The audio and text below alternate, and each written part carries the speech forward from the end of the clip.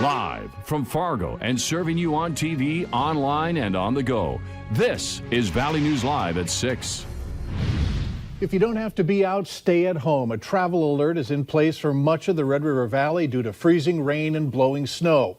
Both are causing icy conditions in places like Grand Forks, Fargo, Hillsborough, Castleton, Wahpeton, Valley City, and Jamestown. Our First Alert Storm team has been following the developments, so let's get the very latest from Hutch. Hutch? The Valley News Live First Alert Storm team has issued a weather alert day.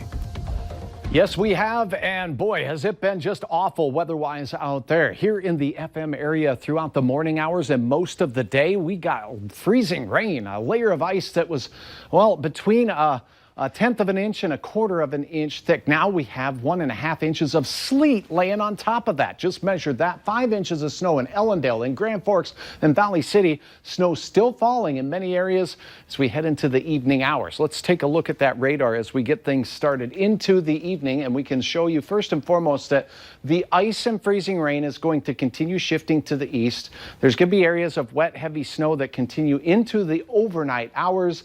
Very icy roads, flooded ditches. You do not want to slide and slip into those. That could be very treacherous. And we are having issues with power lines taking on weight, as will trees. Now, it looks like just heavy bands of snow making its way through the valley right here, pushing into Thief River Falls right now. But when we look a little closer at the data, that extends back towards Fargo-Moorhead. Now, it looks like snow on the radar, and we got questions from you asking about that. How come it's raining and when it shows snow? Well, we're just estimating based on temperatures where that rain snow is. We can look a little closer with target correlation where we see the bright colors here. That's where we have raindrops mixing with snowflakes, and there's more likelihood of sleet. That's moving off to the east of Fargo. Better chance of snow here.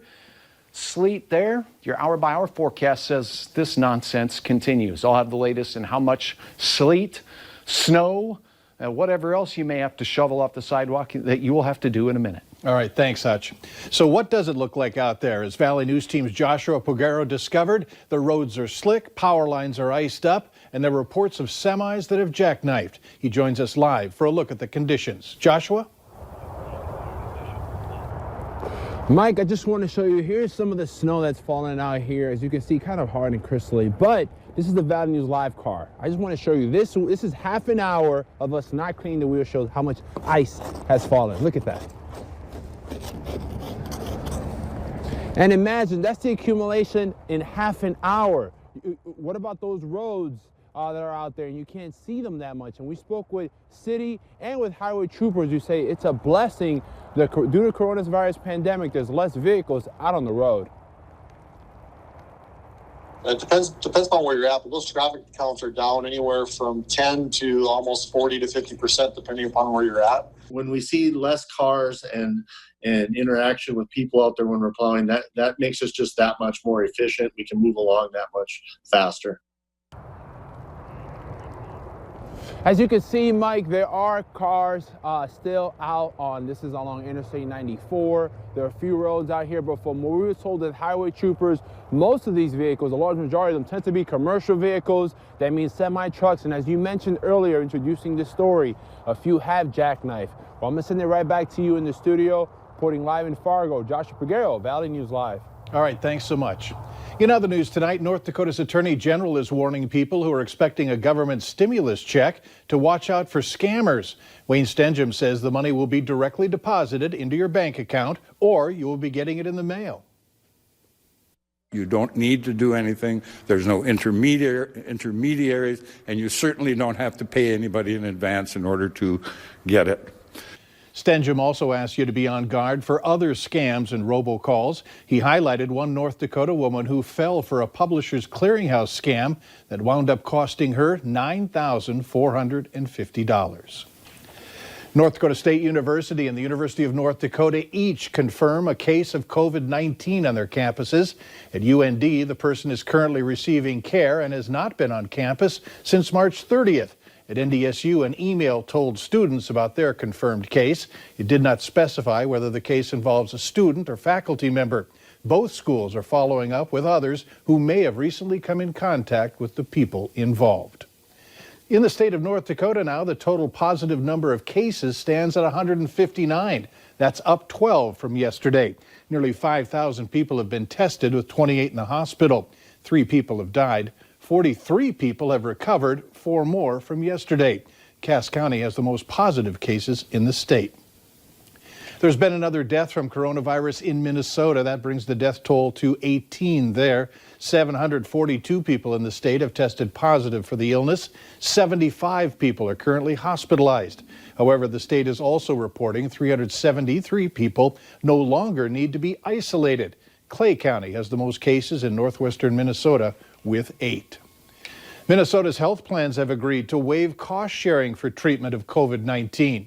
Minnesotans with commercial insurance, including individuals, small businesses, and some large businesses, are now eligible to receive the benefits, which include no cost-sharing charges for COVID-19 testing, no cost-sharing for hospitalizations, for in-network and expanded access to telemedicine services.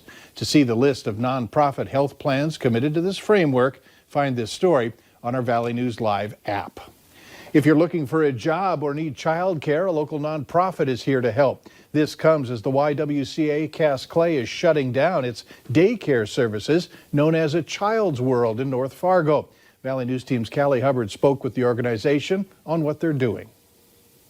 I'm so sad to hear that it's closing because I know that there are a lot of families that went there. I mean, there were waiting lists to get into there. Many families like Lindsay Arbox will always remember A Child's World as their home away from home. It just really takes a special kind of place to have that trust to be leaving your child every day. A Child's World means a lot more to me than it would to most people. When my son was almost 2 years old, my husband got really sick and was in the ICU. The director at the time told Lindsay not to worry about it. She says the YWCA was known to help many families like hers out financially. It's hard when you hear about a center in town closing. Fraser, a local nonprofit, wants to return the favor to a daycare that helped so many. We operate a center and the families that are here, they do become like part of your family, so I'm sure it's really hard on them. Looking out for families just like A Child's World did. We have some openings and we're looking for staff. So we thought if we could even just reach out to them or any other center in town where staff might be looking, or maybe they have their hours reduced. And if you're a parent stressing about virtual schooling online, Fraser is giving distance learning at their center to help kids get through it, adding that you're not alone and we're in this together. In Fargo, Callie Hubbard, Valley News Live. To learn more about where you can find those openings, visit our Valley News Live app. Things have turned around for the better for a Fargo daycare. Nearly 2 weeks ago, Children of Hope Childcare told us that they were weeks away from closing because of the coronavirus outbreak.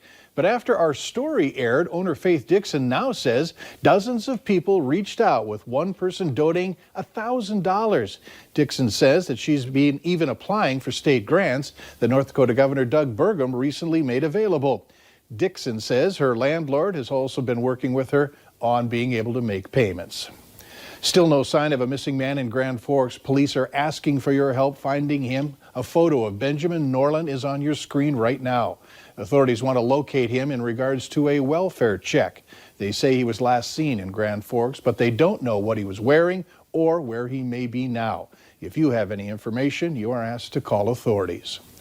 Later on Valley News Live at 6, coronavirus has stopped a lot of events, but not all of them. We'll take you to a big birthday surprise. And we need your help. If you have snow, we'd love you to upload your photos, and in the description, give us your snow report. As we continue to see snow into the overnight hours, many of us will wake up to wintry white. This weather is for the birds, says this dog. 7 inches reported here. Your forecast is next.